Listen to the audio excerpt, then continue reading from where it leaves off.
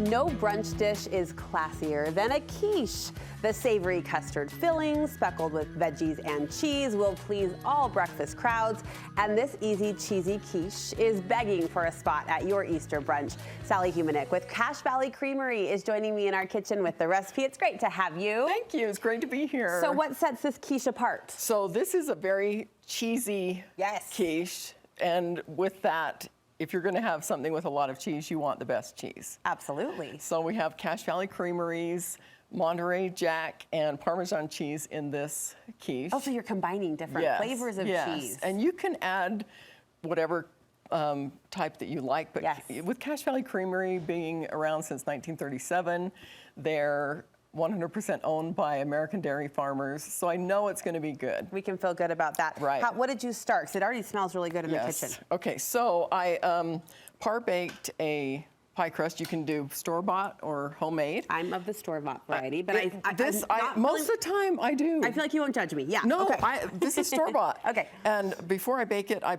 brush it with some Dijon mustard, and that adds just a little hint of mustard with the vegetables and the cheese.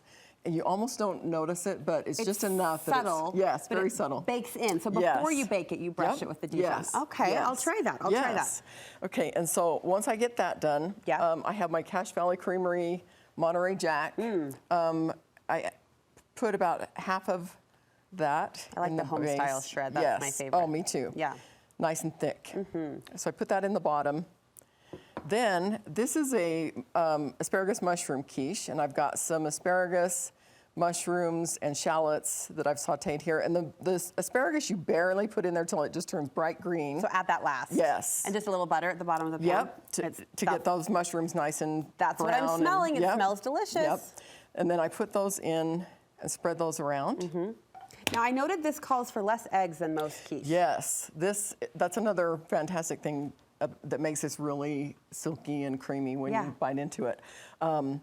This has cream cheese, only 3 eggs, and 2 of them are just yolks. Oh. And then some cream and salt and pepper. Okay. So and I've mixed that ahead of time. Have a side of quiche with your cheese. Right, I like this recipe. So I do. I'm adding the second half of my cheese over the vegetables. Okay, and then the egg mixture on top? Yep, then the egg mixture. And you said 3 eggs, 2 yolks. Yep, 2 of the eggs are yolks, so it's just 3 eggs total. Okay, that's nice and thick. Yes. Beautiful. So when you put, and you know what, I did that wrong. The cheese is supposed to go on after this. That's okay.